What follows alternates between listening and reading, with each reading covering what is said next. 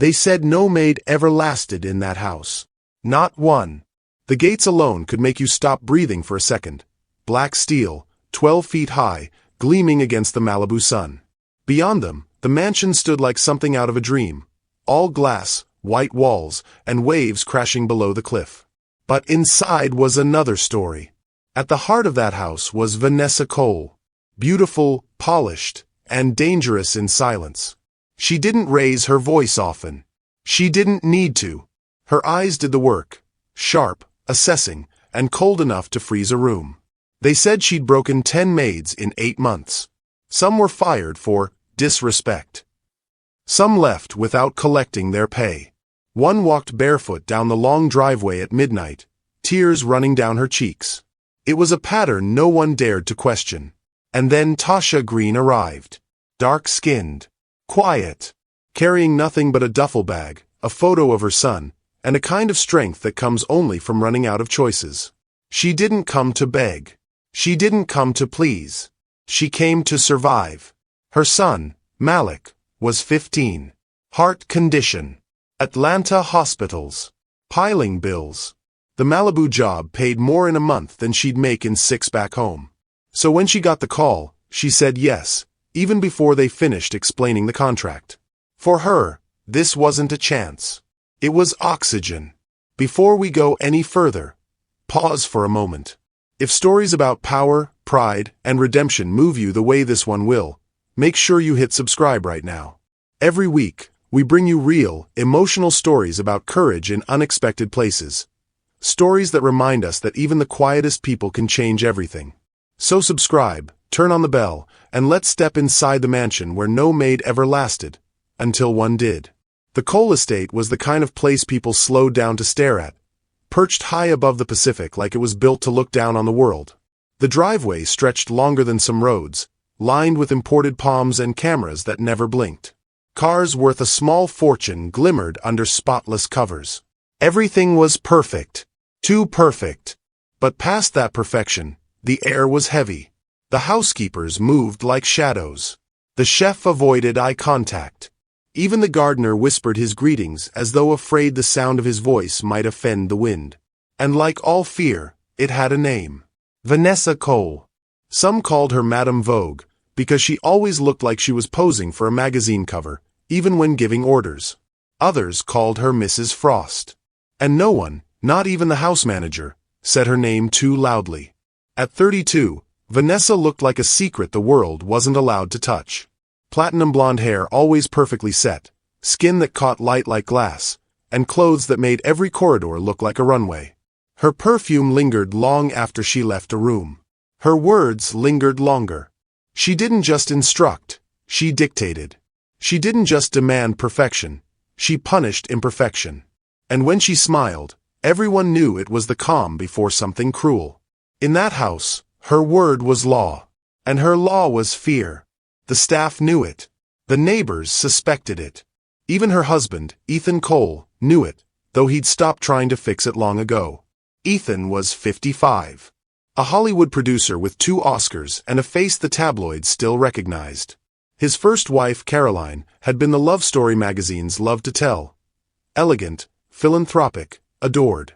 But after the car crash that took her life 5 years ago, Ethan had changed.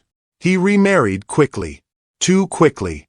And though the world smiled at their wedding photos, the people inside his home never stopped whispering. Ethan barely spoke now. He buried himself in work, rarely home before midnight, often asleep in his office when he was. He didn't see the chaos Vanessa ruled over, or maybe he just didn't want to. He left the house to her. And she ruled it like a throne. When Tasha arrived that morning, the housekeeper Marla didn't even look at her twice. Kitchen's that way. Bedrooms upstairs. Just, don't stand where she walks. Tasha frowned. Excuse me. Marla lowered her voice. You'll see. The words hung in the air like a warning. No one smiled. No one offered help. Everyone was too tired of learning names that changed every week. The kitchen gleamed with stainless steel. The marble floors were so polished they reflected the sky. Tasha set her small bag down, tied her apron, and breathed deep. 3 months, she whispered to herself. Just 3 months. Enough for Malik's surgery. She had barely picked up a mop when she heard it, the echo of footsteps from above. Slow, rhythmic, commanding. Heels on marble. Then silence. From the top of the stairs, Vanessa appeared. Wrapped in a silk robe the color of champagne, one hand holding her phone, the other a cup of coffee. Her posture perfect, her expression unreadable. She stopped halfway down and looked directly at Tasha. Her eyes moved from the mop to the water bucket to the new face standing in her house. There was a pause, long enough for everyone in the room to stop breathing. Then, without a word, Vanessa tipped the edge of the mop bucket with her foot. Water spread across the pristine white floor like a slow-moving flood. "Do it again," she said flatly. Her voice wasn't loud. It didn't have to be. Tasha froze. Vanessa's tone cut her off. "I like the shine. I don't like seeing you in my reflection." Marla turned away, pretending to clean the counter. Julio, the chef, muttered something in Spanish under his breath. Tasha bent down, silent. She wrung the mop, wiped the mess, and kept moving. Not a word, not a sigh. Just quiet, steady motion. Vanessa watched her for a moment longer, sipping her coffee. Then she turned, walked away, and called out over her shoulder, "We'll see if you're still here by Friday."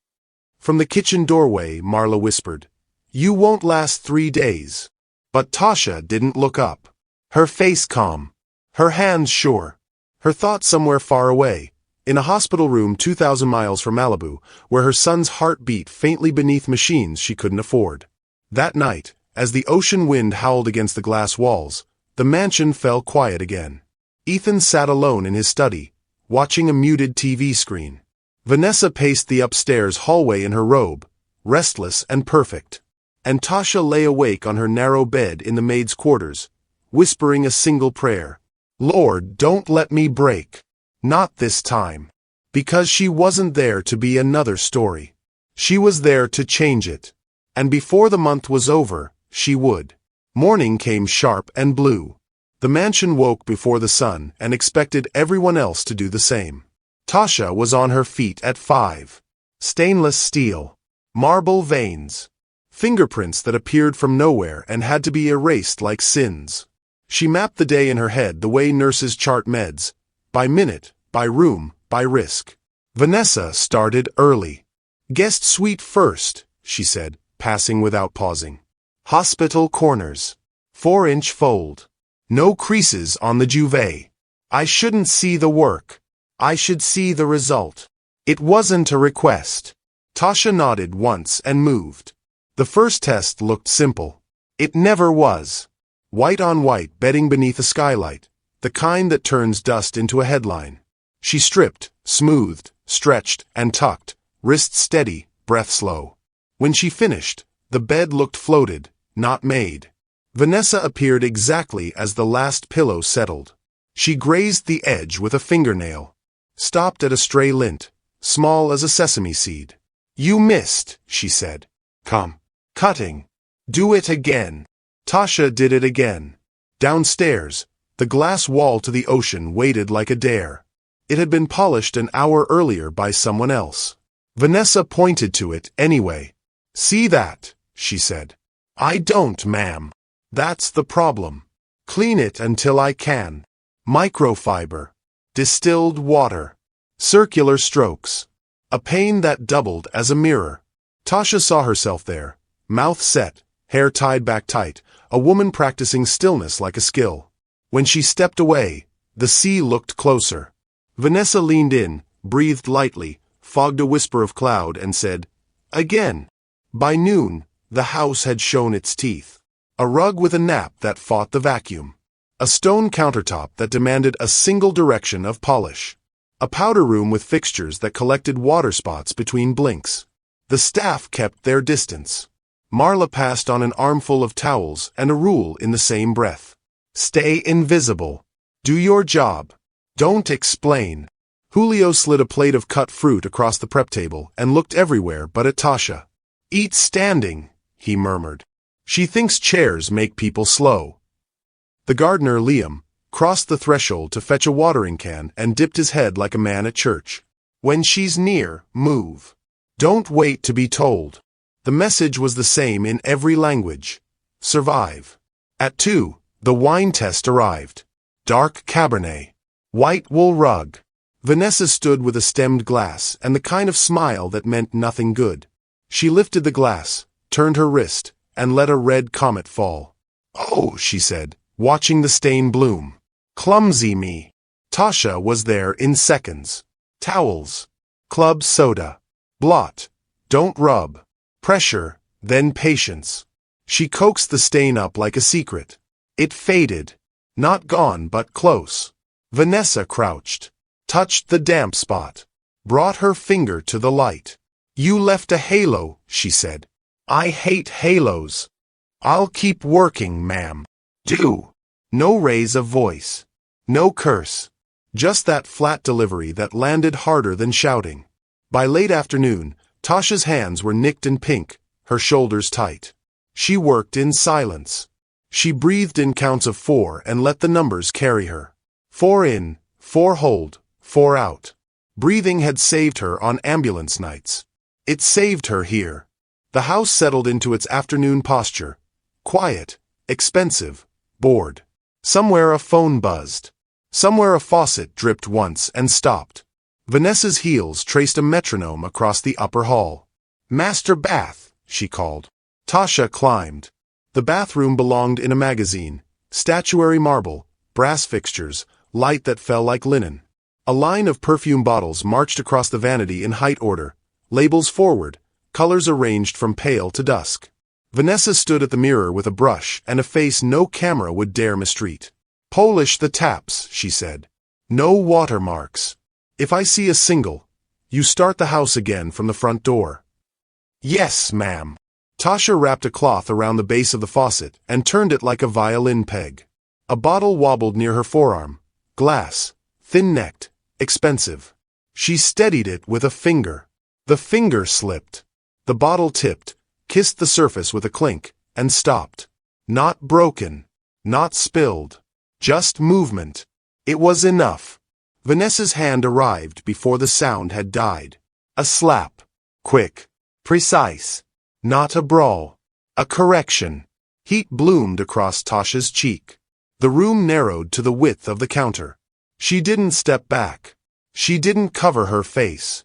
She set the bottle right, parallel to its neighbor, and finished polishing the brass until she could read the line of her own mouth in it. "I'm sorry, ma'am," she said. Even. Vanessa watched, waiting for tears, for noise, for something to enter the air and feed on. Nothing came. The silence that met her was not empty. It was occupied. Tasha filled it with composure and refused to hand any of it over. In the doorway, a shadow stalled. Ethan.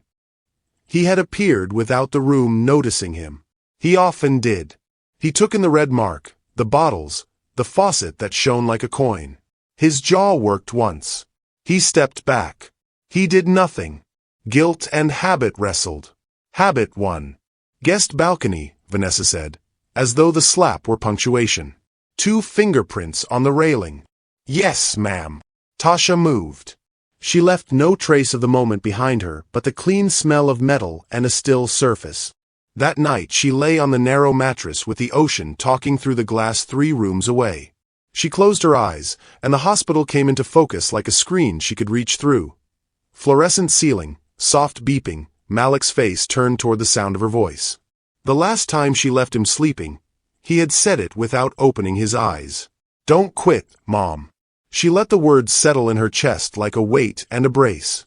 Day 2 sharpened the edges. The checklist doubled. Vanessa invented tasks between tasks.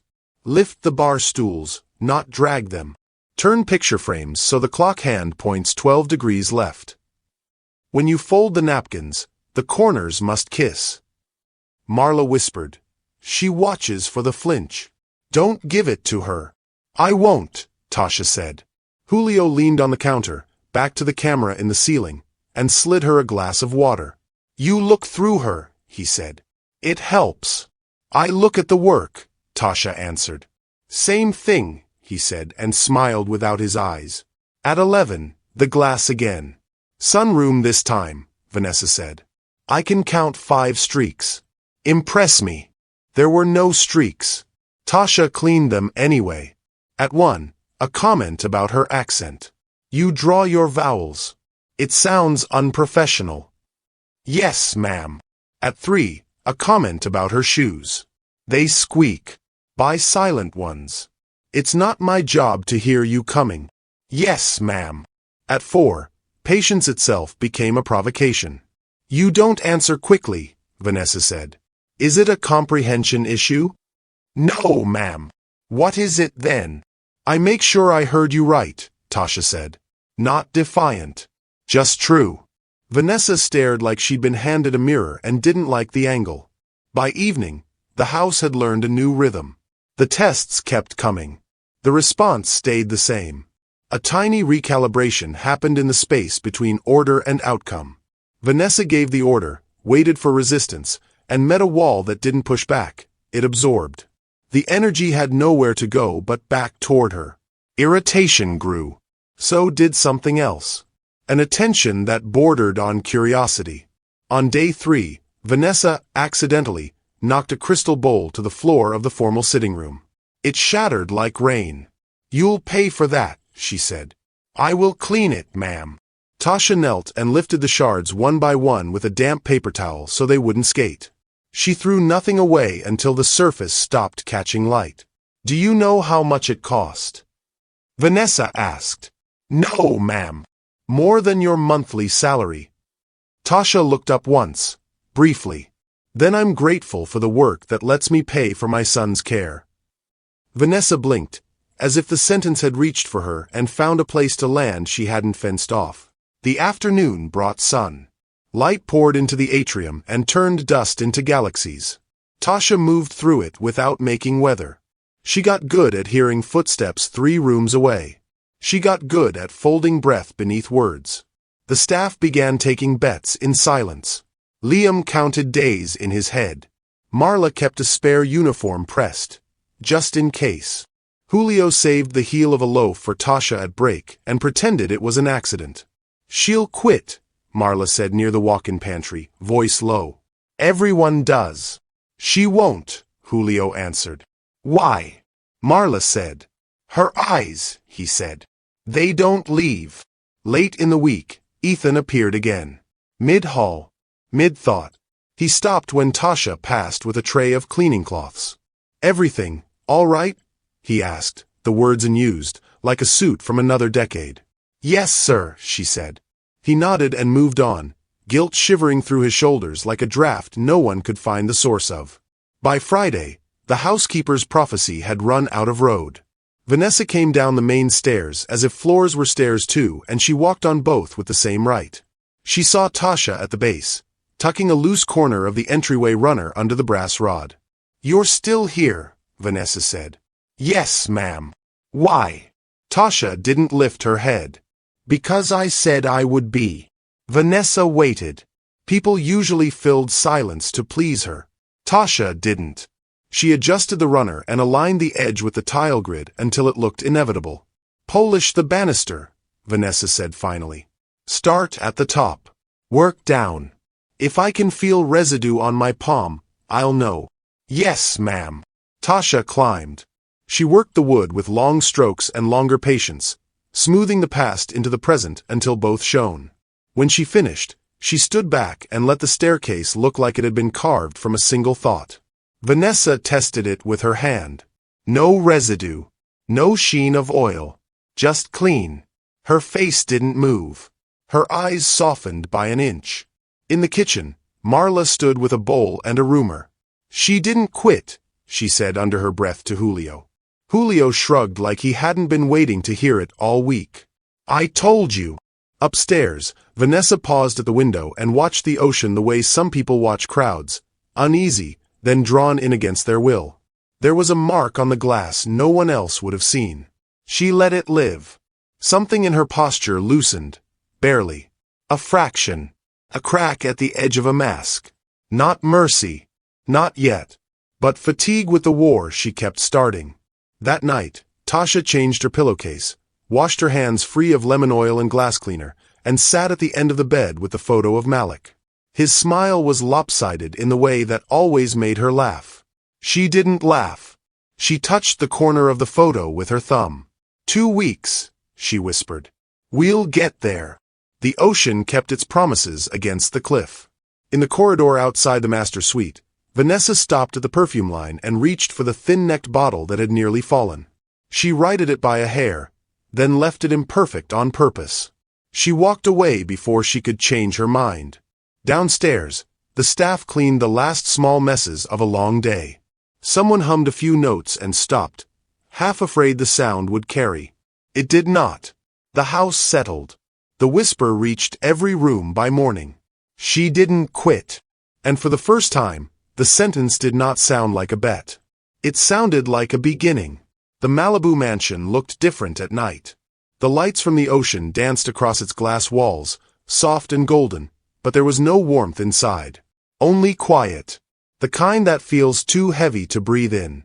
Vanessa Cole sat at her vanity, diamonds still in her ears, makeup flawless, smile practiced. A few hours ago, she had been at a charity gala downtown, the kind filled with cameras, champagne, and people who said, "You're stunning," without ever meaning it. She laughed when they did, touched her hair, and pretended she didn't notice how they whispered when she turned away. She was used to whispers. Ever since she'd married Ethan Cole, the Hollywood producer still haunted by his late wife, people had decided who she was for her. Gold digger. Trophy wife. Second act. She'd been called all of it, dressed up and said nothing. But inside, it burned. Tonight, even her reflection looked tired. Perfect hair, perfect skin, but eyes that didn't match the rest. When she finally took off her heels, she felt the weight of 1,000 masks fall with them. Downstairs, the house was asleep, except for Tasha. She was still in the kitchen, folding cloths and wiping the counters one last time. It had been a long day, and her body begged for rest, but her mind didn't know how to stop. She wiped, rinsed, and whispered softly to herself the same prayer she always did before sleep. God, give me patience tomorrow. When she turned off the lights, she caught a faint sound outside, glass clinking, then a muffled breath. Curiosity made her step quietly toward the patio. Vanessa was there, alone by the pool. No phone, no audience, just her and the night. A glass of red wine dangled from her hand, half full. Her shoulders trembled. Under the moonlight, her face wasn't cold anymore. It was just human. Tasha froze. She hadn't meant to see this. For a second, she thought of turning back. But something in her heart stopped her. She reached for a clean towel hanging by the pool chair, walked up slowly, and placed it beside Vanessa. No words. Just a gesture. Then she turned to leave. Vanessa didn't look up, but her voice came out small. Thank you. The next morning, Tasha came downstairs early. The sun was barely out, the kitchen empty except for the faint smell of espresso. She reached for her apron and stopped. There, on the counter, was an envelope. Her name written in sharp, graceful handwriting. Inside, $200. Folded neatly. No note. For a long time, Tasha just stared at it. It wasn't about the money. It was the meaning. A small act, but in that house, it was unheard of. From that day, the air shifted. Just a little. Vanessa still gave orders, but her tone softened at the edges. She started noticing things she'd ignored before. The way Tasha hummed gospel songs under her breath while sweeping, the way she folded napkins with care like each one mattered, the way her eyes stayed calm even when everyone else was tense. A few days later, while Tasha was setting the table, Vanessa spoke again. "Where's your family?" she asked. Tasha hesitated. "Just my son, ma'am. He's in the hospital back in Atlanta." Vanessa blinked. "Hospital? Heart condition. He's 15. There was silence. Vanessa didn't respond. She simply nodded and left the room. But something in her expression had changed. That night, Vanessa lay awake, staring at the ceiling. Every word, every look, every tear she had hidden for years pressed against her chest. She thought of the stories written about her, the billionaire's second wife, the replacement, The Ice Queen of Malibu. She had built walls to protect herself from them, but those same walls had trapped her too. She remembered the first time she met Ethan's old friends. How they smiled and said, "You're not Caroline, but you're lovely in your own way." How she'd laughed politely and gone home to cry in the shower. She remembered how she started controlling everything. Her staff, her home, her image, because control felt like the only thing she had left. But Tasha, she was different. The woman didn't fight back, didn't flatter, didn't fear. She just did her work, quietly, faithfully, as if the cruelty in the air didn't touch her. Vanessa couldn't decide if that made her brave or naive. The next afternoon, Vanessa found herself walking into the kitchen, pretending to need water. Tasha was there again, wiping the counter with slow, practiced strokes. "Why do you stay?" Vanessa asked suddenly. Tasha looked up. Her tone was soft, but sure. "Because walking away never saved me before." It wasn't the answer Vanessa expected. She felt it settle deep inside her, heavy and honest. That evening, Vanessa stood in front of her mirror again. Same flawless reflection. Same painted perfection. But the voice in her head was different now. Maybe the strength I keep pretending to have isn't strength at all, she thought. Maybe it's fear. And for the first time, she whispered something she'd never admitted before. Not to Ethan, not to herself. Maybe she's the strong one. Morning came quiet. No orders barked from the stairs. No heels cutting the hall. Tasha set out fresh linens in the dining room and waited for the day to turn hard. Vanessa walked in, stopped at the edge of the table, and looked at the crease on a folded napkin. "It's neat," she said.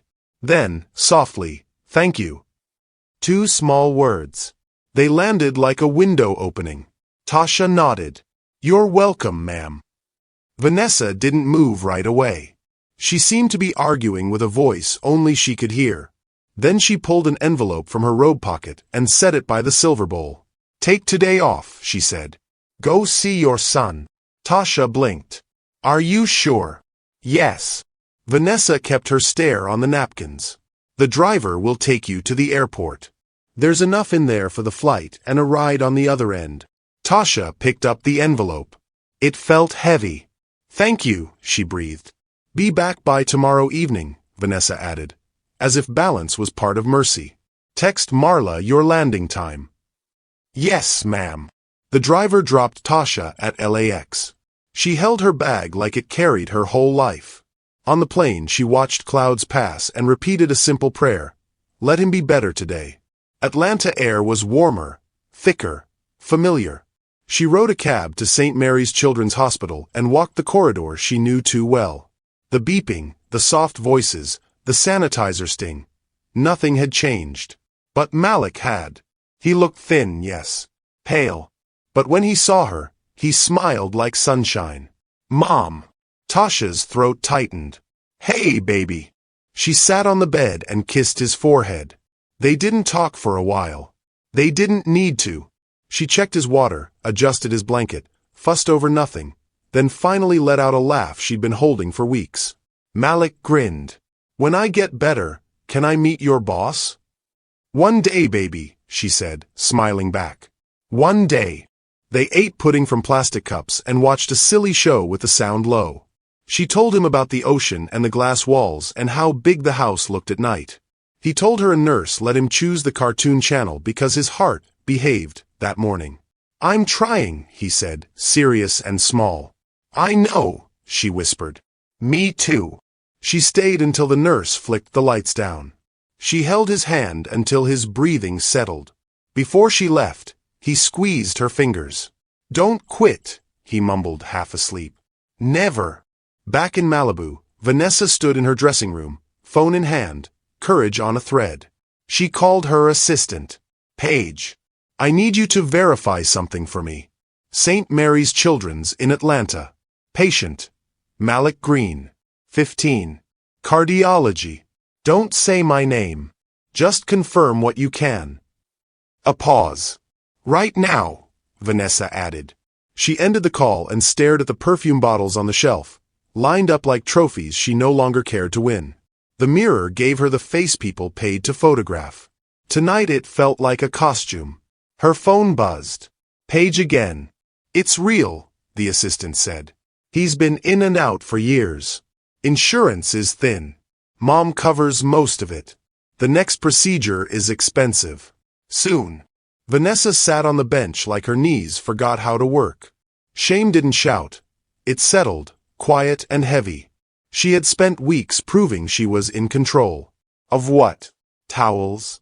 Glass? People? The thought made her stomach turn. Thanks, Paige, she said. I'll text you instructions. She typed slowly. Discreet transfer. Through the foundation. List the donor as anonymous. Cover the next surgery, transport, meds, and follow-ups. Include a note. You're not alone. No signatures. No press. On it, Paige replied. Vanessa set the phone down and walked to the window.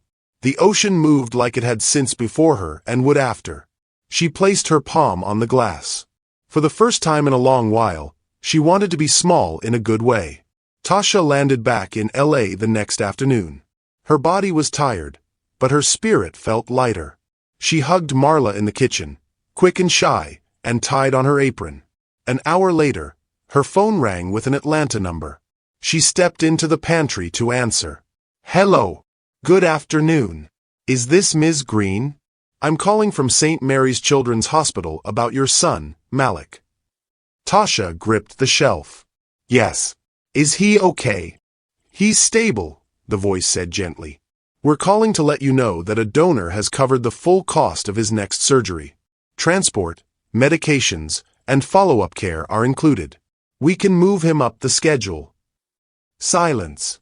Then a soft sound escaped her. Half laugh, half sob. She pressed her forehead to her wrist. Ma'am. I'm here, Tasha said, voice breaking. Thank you. Thank you, God. She ended the call and stood very still until her breathing found a path. When she stepped out, Julio saw her face and didn't ask. He handed her a clean towel like it could hold joy. Good news, he said. The best, she managed. Word travels fast in a quiet house.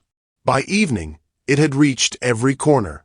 Liam watered the lilies slower than usual. For real? He asked Tasha in the hall. For real, she said. They're covering everything. Marla wiped her eyes with the back of her hand and pretended it was dust. Praise God, she whispered. No one said Vanessa's name. They didn't have to. Even silence can point.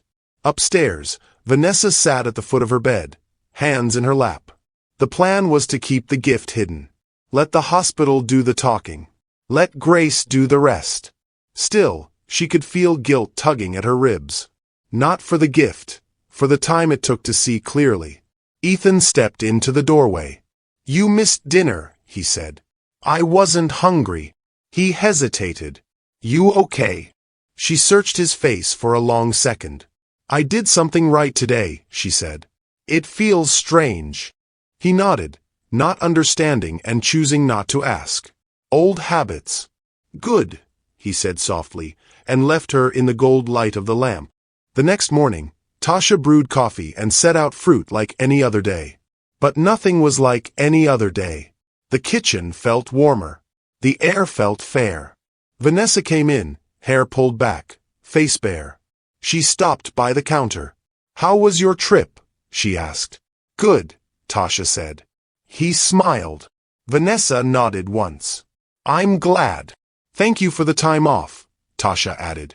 You're welcome. They stood in a stillness that wasn't hostile.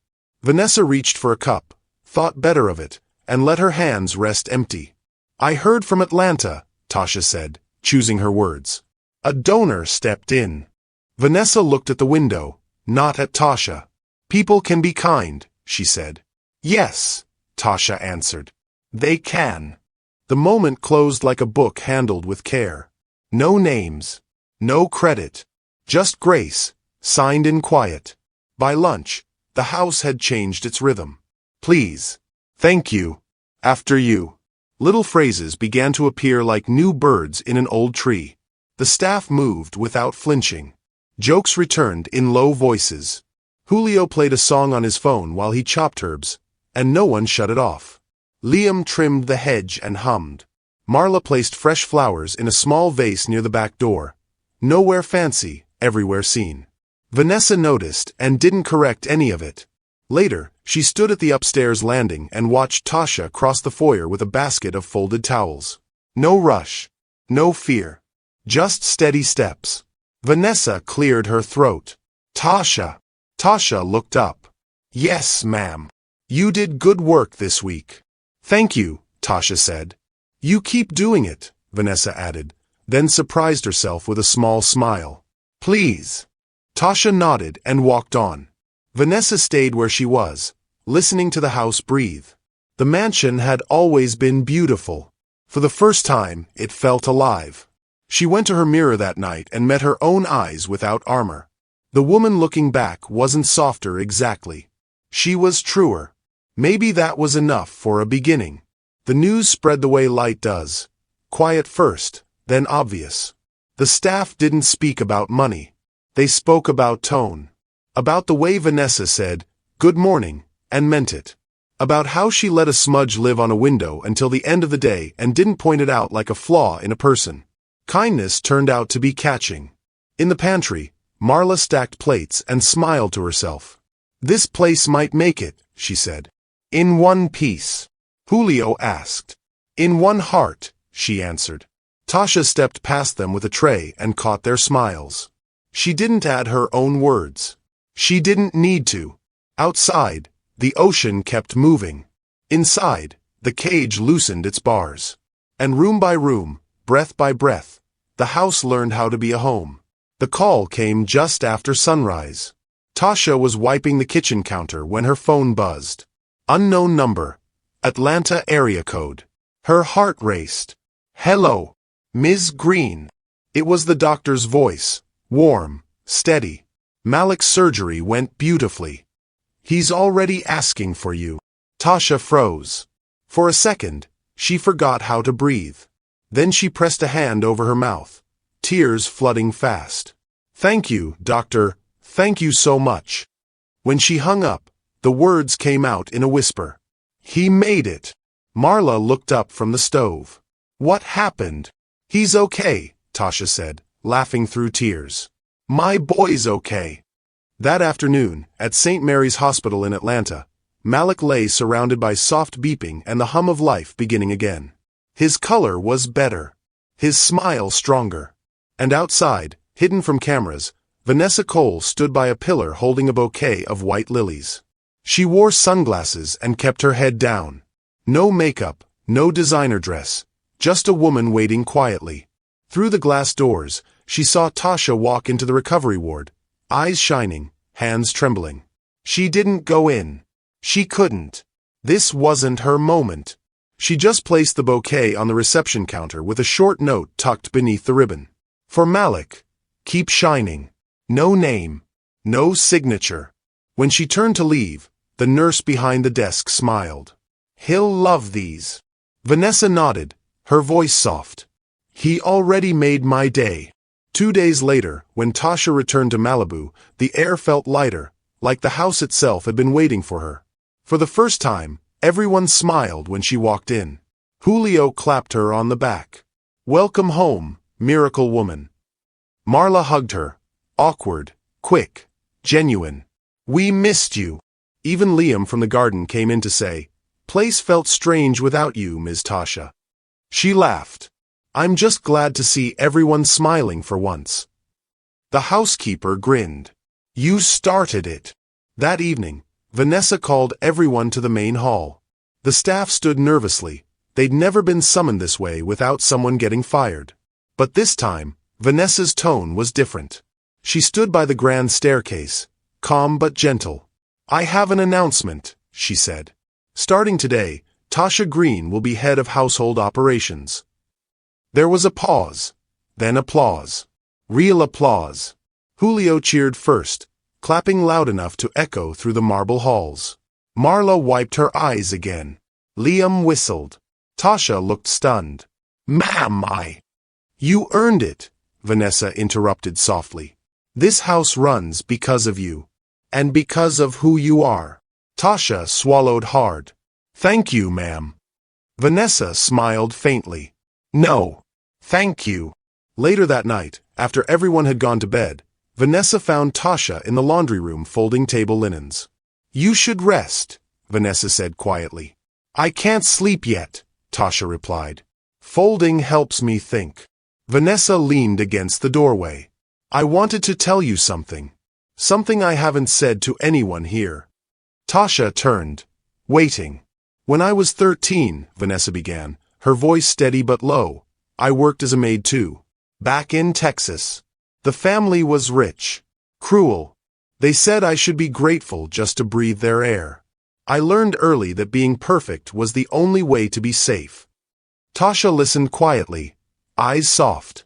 So when I married Ethan and people started calling me names, gold digger, replacement, fake, I thought if I could control everything, I could stop the pain. She shook her head. Instead, I became the thing I hated. The silence that followed was gentle, not heavy.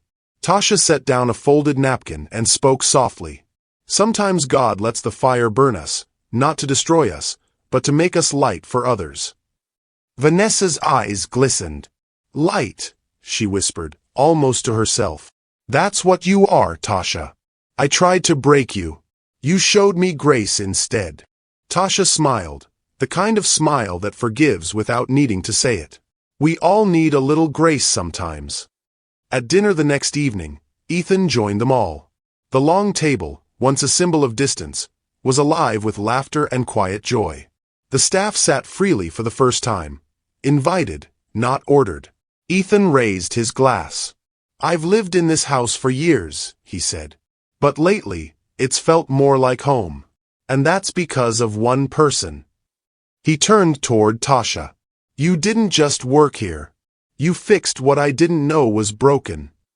The room fell silent, the good kind, the kind that holds gratitude too big for words. Tasha smiled humbly. Thank you, sir. Vanessa added softly, you taught all of us something. Julio raised his cup of juice. To Ms. Tasha. Everyone echoed it. To Ms. Tasha. For the first time, laughter filled the house without fear. That night, as the sun melted into the ocean, Vanessa stood on the balcony beside Tasha. The sky turned gold, the same color as forgiveness. Look at that, Vanessa said.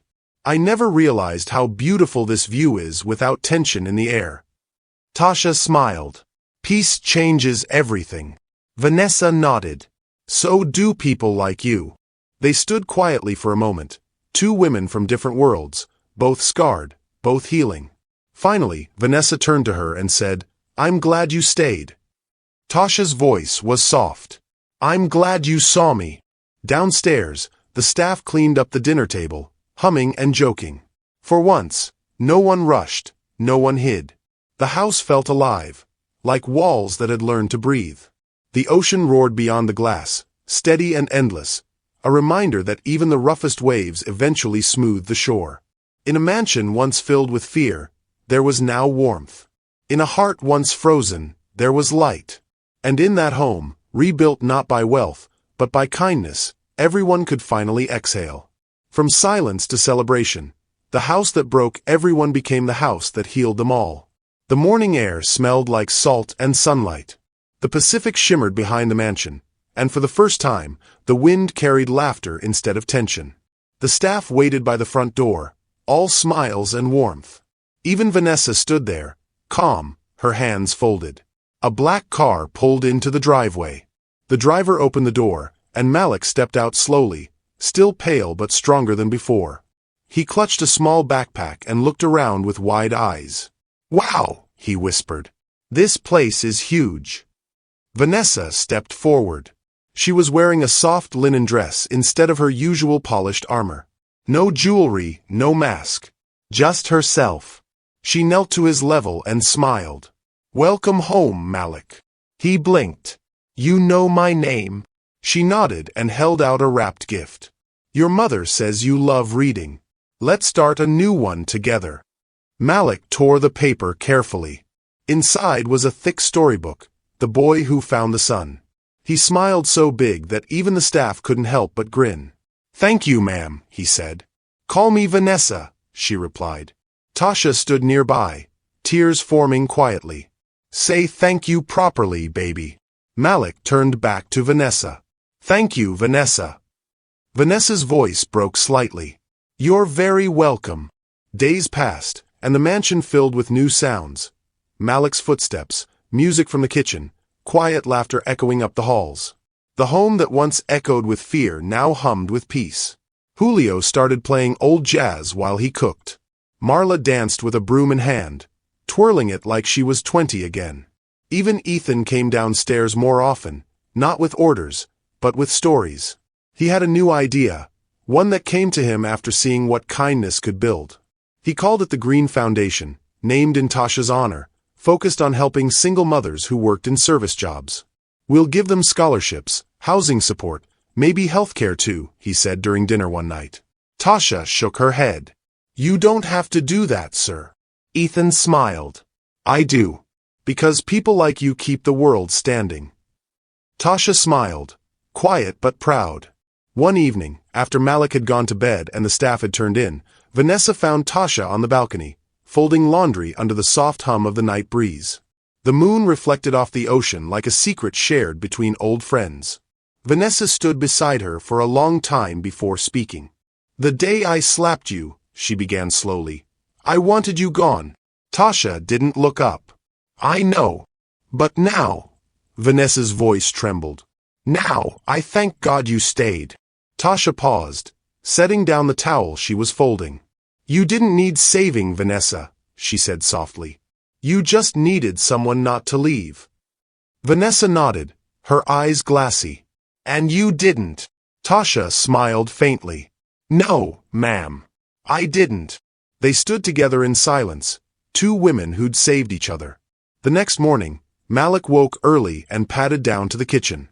Vanessa was already there, pouring orange juice. Good morning, he said. Good morning, sunshine, she replied, smiling. Hungry? He nodded eagerly. She placed a plate of pancakes in front of him. Your mom says you like chocolate chips. He laughed. She's right. From the hallway, Tasha watched the two of them talk. Vanessa cutting pancakes into neat triangles, Malik chattering about superheroes and hospital games. The sight made her heart swell. This was the woman she once feared, now laughing with her son. When Vanessa looked up and caught her watching, she smiled and motioned for her to join. Come on, Tasha. Sit. Breakfast is better when it's shared. For the first time, Tasha sat at the same table as her employer, not as a maid, but as family. That afternoon, Ethan held a small gathering in the garden. No reporters, no photographers. Just people who had learned to live differently under the same roof. He stood at the center, raising a glass of lemonade. When my wife passed, I thought my home died with her, he said. But I was wrong. It was just waiting for new light. He turned toward Tasha. You didn't just clean this house. You cleaned the pain out of it. You showed us what real strength looks like. Everyone clapped. Malik ran up and hugged his mother tightly. I told you you're a hero, he said. Tasha laughed through tears. I'm no hero, baby. Just someone who refused to give up. Vanessa placed a hand on her shoulder. That's exactly what heroes do. As evening fell, the sun dipped low over the Pacific, painting the waves gold. The mansion glowed in the fading light, every window soft and warm. On the balcony, Tasha stood with a cup of tea, watching the horizon. The ocean stretched endlessly, calm and alive. Inside, Malik's laughter echoed through the hall, bright and free. She closed her eyes for a moment, breathing it all in, peace, gratitude, and the quiet proof that healing had come full circle. She came to clean floors, but she ended up cleaning hearts. And sometimes, strength isn't about shouting, it's about staying. A home once built on pride now stood on grace. And the maid who stayed had changed it forever. If this story touched you, don't leave quietly. Take a second to like this video and subscribe for more powerful stories about courage, second chances, and the strength that hides behind ordinary lives. Share it with someone who needs to be reminded that kindness still wins, even in the hardest places. Because sometimes, The quietest battles create the loudest change.